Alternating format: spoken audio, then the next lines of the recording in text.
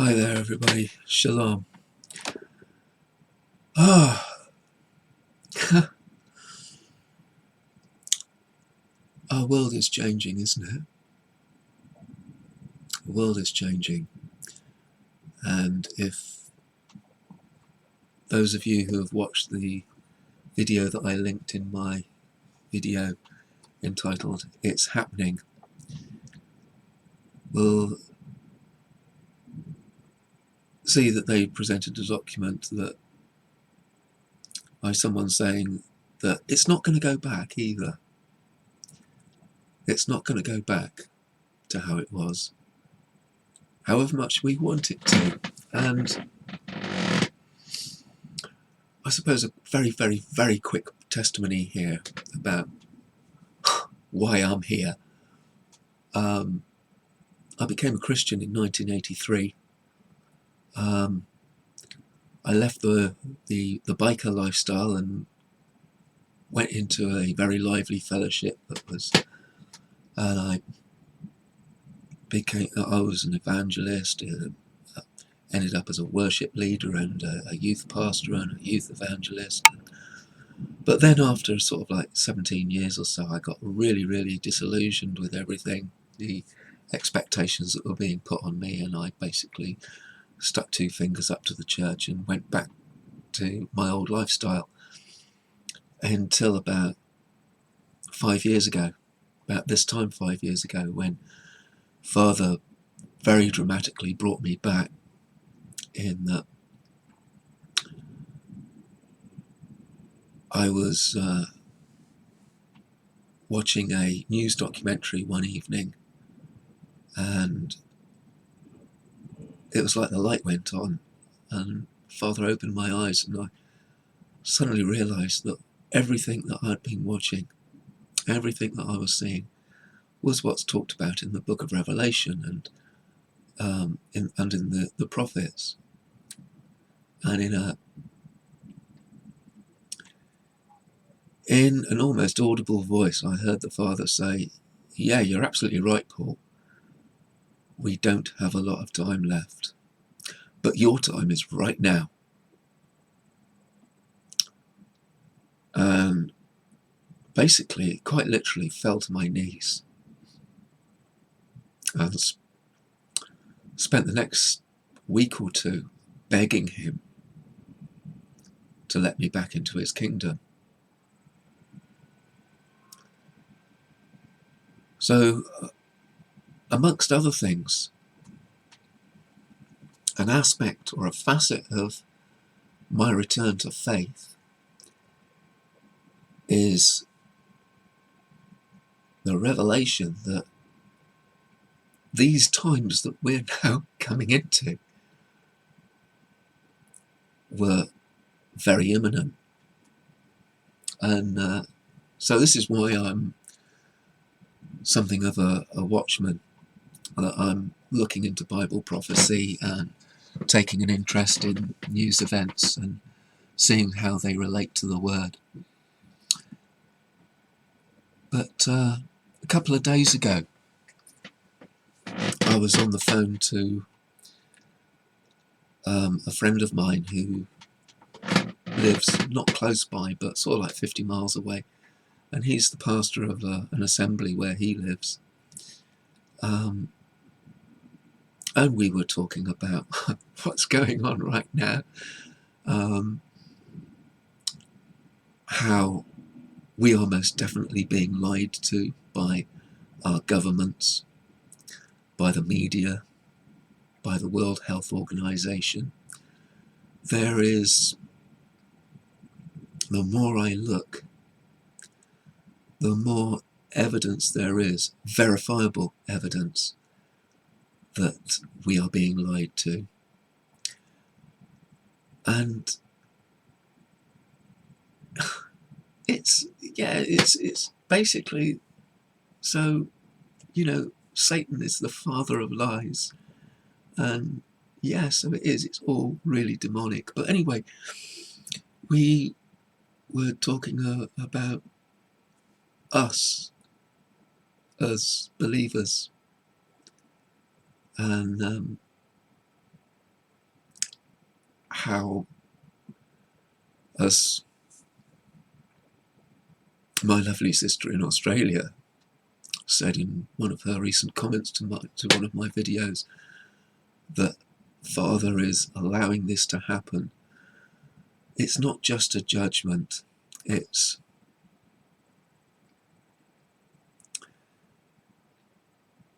bringing his people, it's drawing them to him and to each other.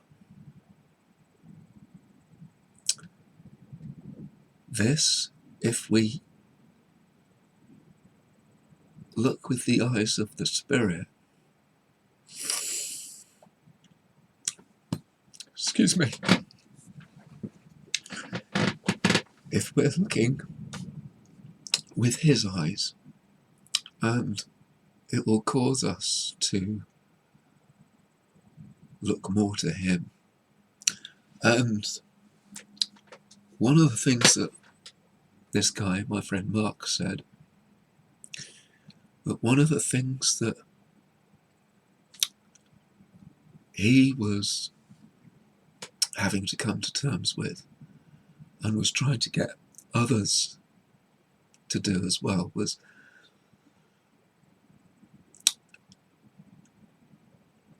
being prepared in their minds to die for him.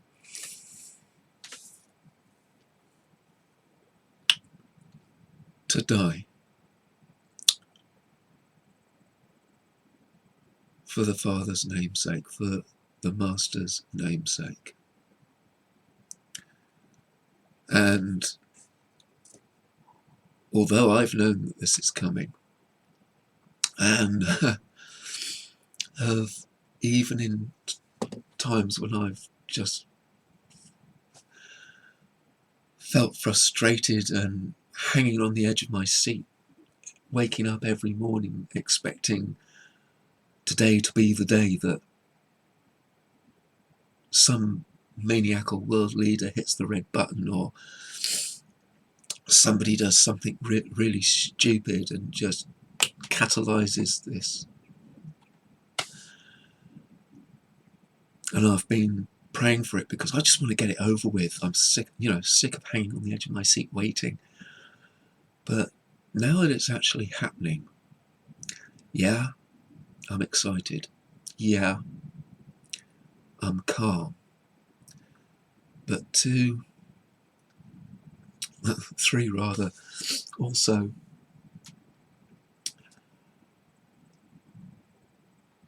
I'm struggling because the whole world has just suddenly flipped. It's just turned upside down, and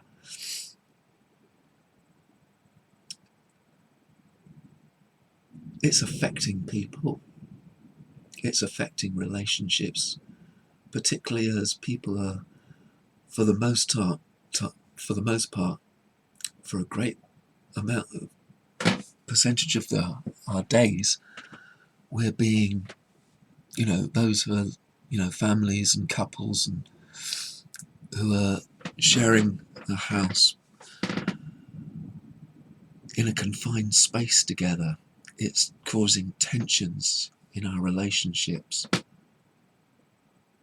bit like when I lived in Scotland, when I was fallen away, when I was, doing my own thing, when I had walked away from the righteousness of my Father's kingdom. And I was living in Scotland, and I met this girl. We were living together, and I was working a shift pattern, and she had a couple of part-time jobs. So there were days when we didn't see each other at all, and we were very, very happy. But we, over a space of a year, we'd sort of saved up and bought ourselves a transit van and an old caravan, and we decided that we wanted to go and do the New Age Traveller thing. And we left Perth in Scotland, where we'd been living, and we headed out. But it was really weird because after a couple of weeks on the road, certainly a couple of months, the cracks in our relationship became very, very noticeable. And this is what's happening now. Our endurance is being tested, our steadfastness.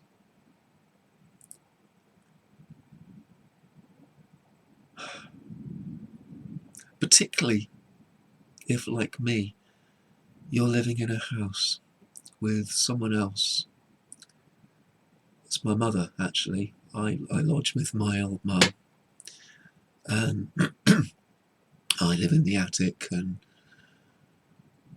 she's not a believer, and so she doesn't see the things we see. She doesn't have the understanding that we have, and quite honestly, she spends her evenings plugged into that box in the living room and hearing all the reports that are coming from the BBC, and she's terrified, absolutely terrified. And you remember, like, when you first become a Christian and you first become a believer, and you're talking to your non-believing friends about it, and you're frustrated because you just can't understand why they can't see it. And well, the same is happening with me and my mum, and the same is happening with all of us. We're all going a bit stir crazy, tempers are getting frayed, tensions are high. And I asked Father, particularly with regard to Mark's comment of being prepared to die, I said, Father,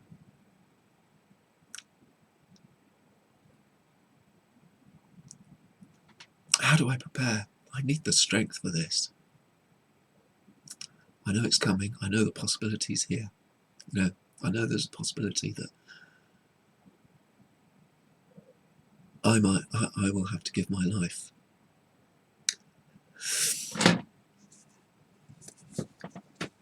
And he said one word.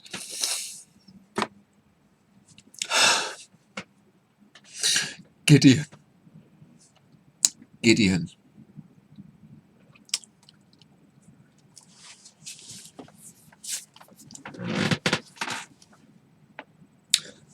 And the children of Israel did evil in the eyes of Jehovah. And Jehovah gave them into the hand of Midian for 7 years.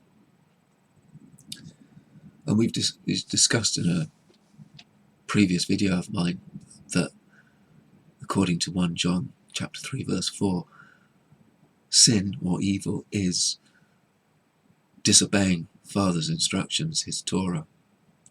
So it's not necessarily committing heinous acts of, brutality, violence, and it can just mean ignoring his instructions on how he wants us to live. Excuse me.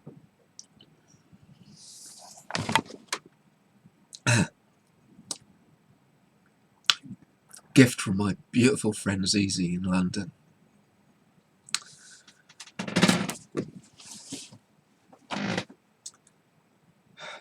And the land of Midian was strong against Israel, and before the faces of the Midianites the children of Israel made for themselves the refuges which are in the mountains, and the caves, and the strongholds.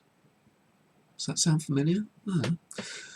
And it came to be, whenever Israel had sown, that Midian would come up, and Amalek and the people of the east would come up against them, and encamp against them, and destroy the increase of the soil as far as Azar, and leave no food in Israel, neither sheep nor ox nor donkey.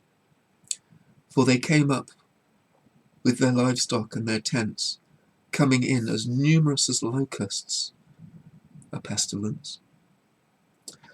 And they and their camels were without number, and they came into the land to destroy it. Thus Israel was brought very low because of Midian. And the children of Israel cried out to Jehovah. And it came to be, when the children of Israel cried out to Jehovah because of Midian, that Jehovah sent a prophet to the children of Israel, who said to them, Thus said Jehovah, Elohim of Israel, I have brought you up out of Mitzrayim, that's Egypt, and have brought you out of the house of bondage, and I delivered you out of the land of the Mitzrites, and out of the hand of your oppressors, and drove them out before you, and gave you their land. And I said to you, I am Jehovah your Elohim. Do not fear the mighty ones or gods of the Amorites, in whose land you dwell. And you have not obeyed my voice. And the messenger of Jehovah came and sat under the terebinth tree which was in Ophrah, which belonged to Joash the Ebiezerite, while his son Gidon threshed wheat in the winepress to hide it from the eyes of the Midianites. And the messenger of Jehovah appeared to him and said, Jehovah is with you, you mighty brave one. And Gideon said to him, O my master, if Jehovah is with us, why has all this come upon us? And where are all his wonders which our fathers related to us, saying, Did not Jehovah bring us up from Mitzrayim? But now Jehovah has left us and given us into the hands of Midian.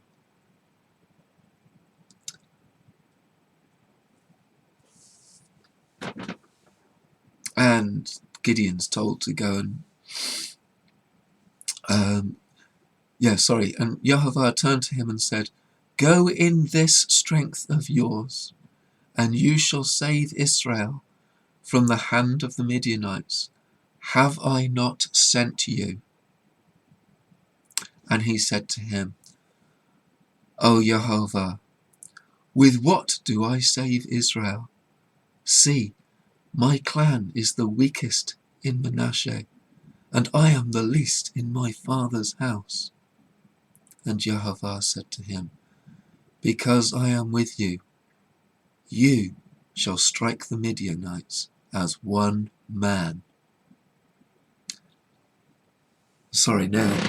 Now Gideon asks, and he goes and brings a sacrifice and places it on a rock. Interesting, rock. And the messenger touches the sacrifice, the meat of the slaughtered goat and the unleavened bread. You can read about it.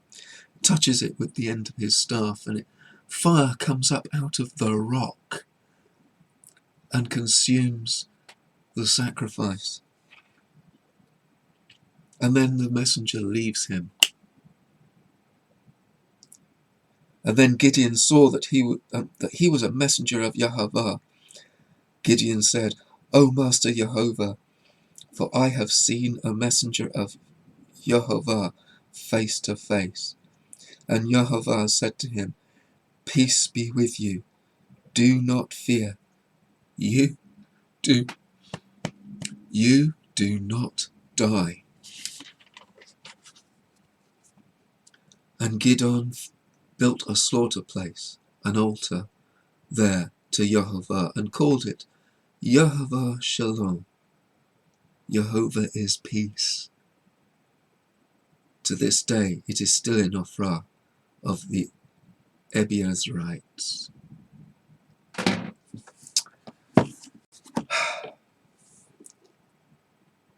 I've been looking up some things in that chapter. Gideon, or the correct transliteration from the Hebrew is Gidon. Gideon means hewer, i.e. a cutter, harvester if you like. It comes from the root word of Gidon. Wait for the page to load.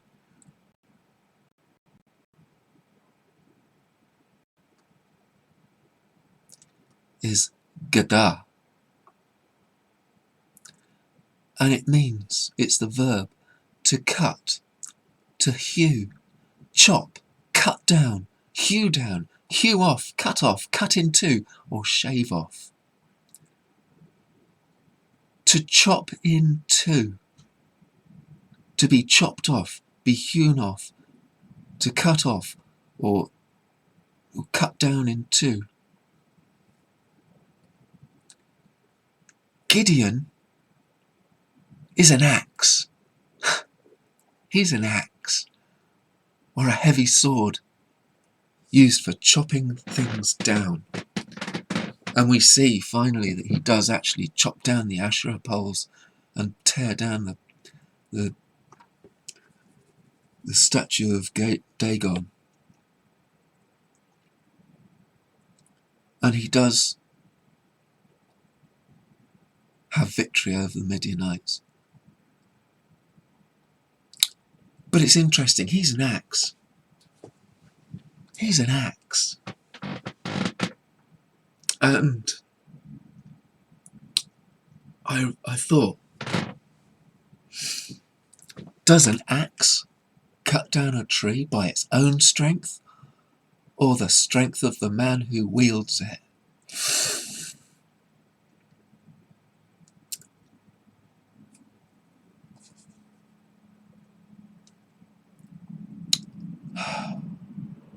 Let the weak say, I am strong in the strength of my God.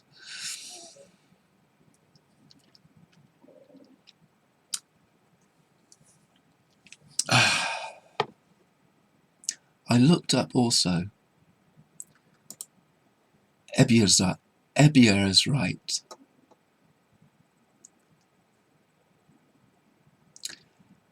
And its root word is, wait for the page to load again,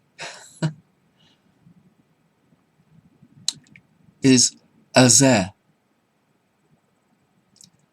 equals treasure. Treasure. And Ephra in Hebrew means a young deer, a gazelle. Sorry, Ophrah.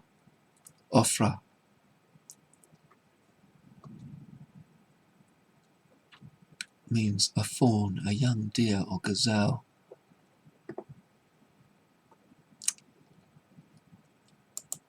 But Gideon, he's an axe.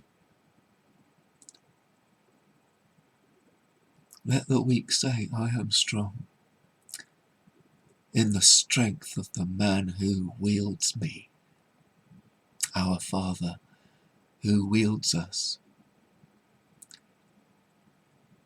So we need to be available, just relax and endure, because the tribulation has started. It has started. And contrary to popular belief among believers, the tribulation isn't the persecution. It isn't the imprisonment, possibly torture and death.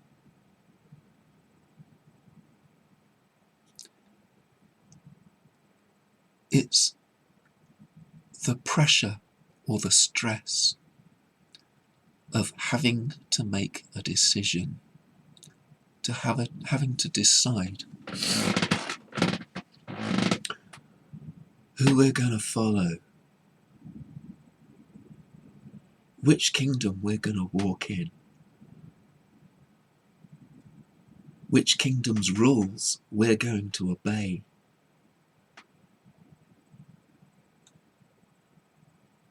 Because if it doesn't already, this world's kingdom is going to institute regulations and laws which are going to go against the word of the Almighty, his Torah, his instructions as to how he wants us to live.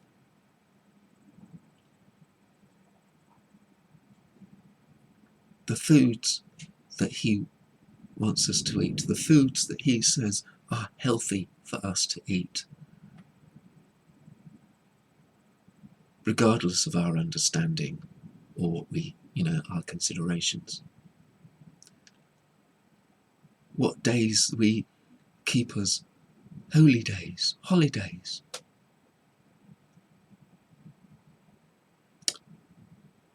Whether we observe Sunday as the Sabbath, or whether we keep Shabbat.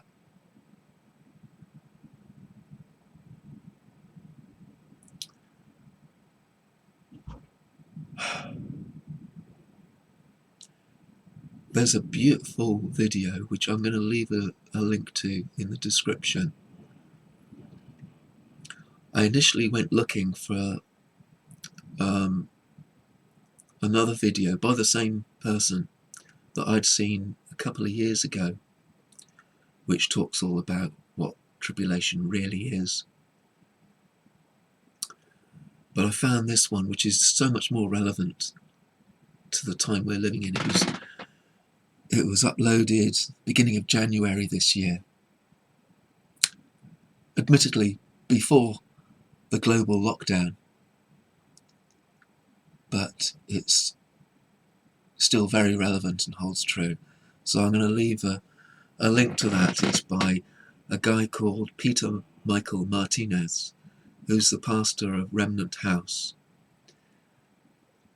and it is so encouraging. So in these times of hardship, stress, trial, tribulation,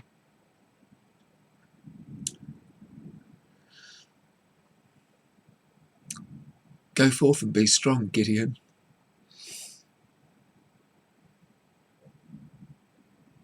Though you're weak, be strong in the strength of your God, and overcome. Shalom.